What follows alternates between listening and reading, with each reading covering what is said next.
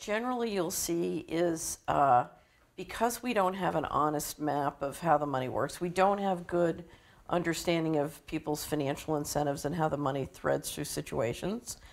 So part of it is transparency, and that's why I encourage people to try and get to organize to understand the local economy and the local governmental finances, whether they're municipal or federal.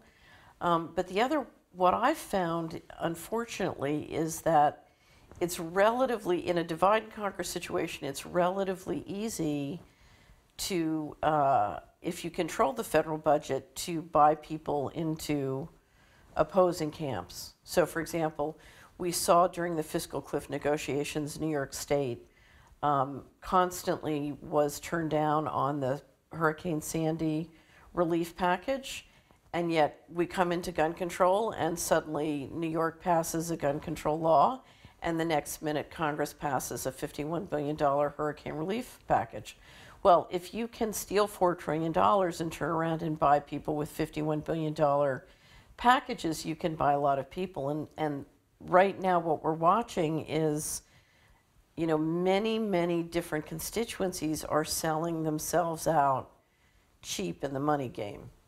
And what you've seen again and again is different groups being able to turn against other groups for a relatively small amount of money.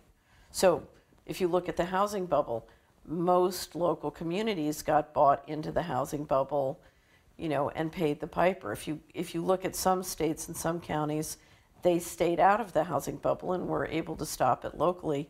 It took a lot of local leadership to do that, but wouldn't I love to know the answer to that question? Because the divide and conquer continues to be intense, and it goes from one issue to another. But literally what you're watching is citizens who are losing their freedoms and losing their financial assets because they can be divided and conquered this way and not collaborate on the fundamental principles and issues.